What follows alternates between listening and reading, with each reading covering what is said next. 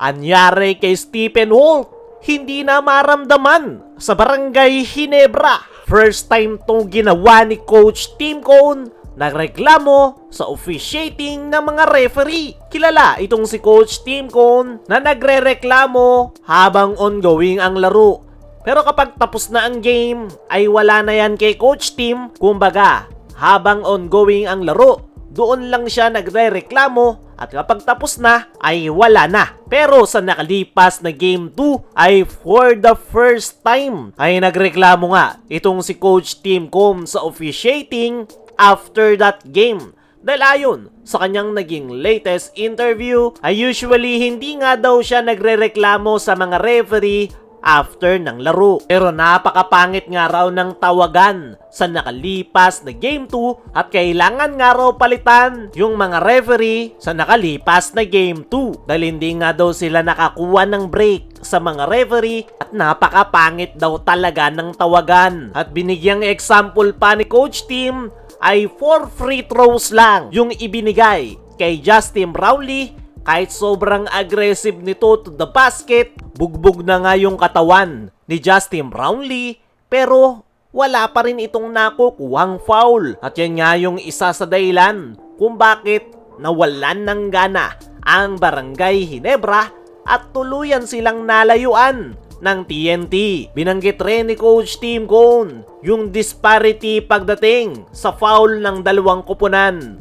Tinawagan nga raw ng total of 24 fouls ang Barangay Ginebra kumpara sa TNT Tropang Giga na 16 lang. Diyan pa lang ay makikita mo na kung gaano kasama yung tawagan ng referee. Bugbog na yung mga players ng Ginebra, especially kay Justin Brownlee, pero hindi pa rin tinatawagan ng foul. Kabaliktaran yan sa TNT Tropang Giga na konting dikit lang, automatic foul na ang tawag ng referee. Aminado din si Coach Tim na hindi rin maganda yung kanilang naging performance.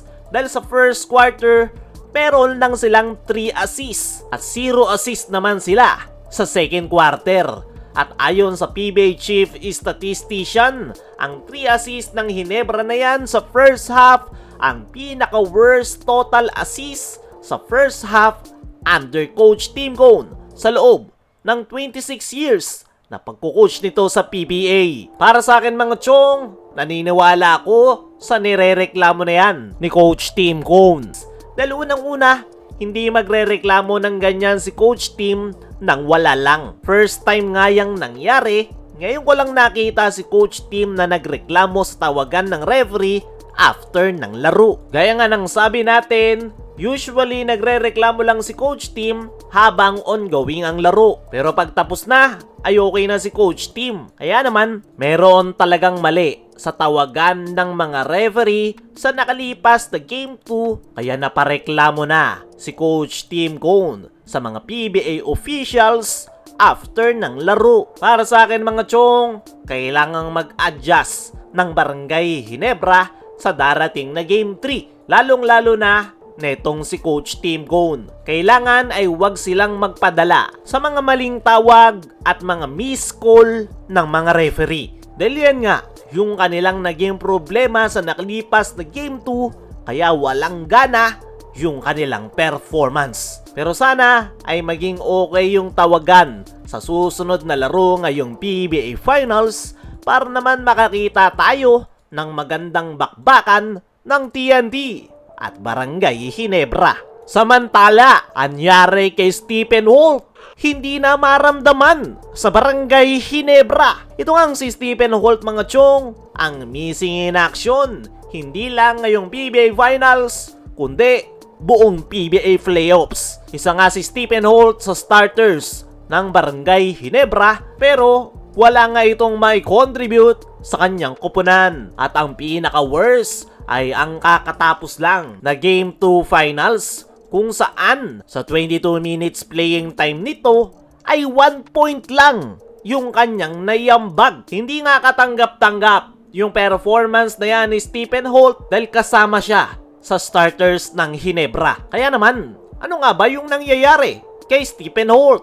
As of now, hindi natin alam. Hindi natin alam kung may iniinda si Stephen Holt, pero mukhang wala naman. Mas kitang-kita pa nga yung kanyang nerbiyos o kaba every time na hawak niya yung bola. Ayaw na ayaw ni Stephen Holt na tumira, kaya naman wala na itong naiko-contribute sa kanyang kupunan. Para sa akin mga chong, kung magpapatuloy na ganyan yung performance ni Stephen Holt ngayong PBA Finals, hindi na ako magugulat na next conference wala na ito sa Ginebra. Dahil isa siya ngayon sa liability ng Barangay Ginebra. Mas maganda pa yung pinapakita sa kanya ng mga bench players gaya nila Ralco, John Abis, lalong-lalo na ni Jeremiah Gray. Mas okay pa nga yung mga yan kumpara kay Stephen Holt. At sa tingin ko, isa yan sa problema ng Ginebra ngayong PBA Finals. Kaya mga chong, ano ang masasabi nyo na missing in action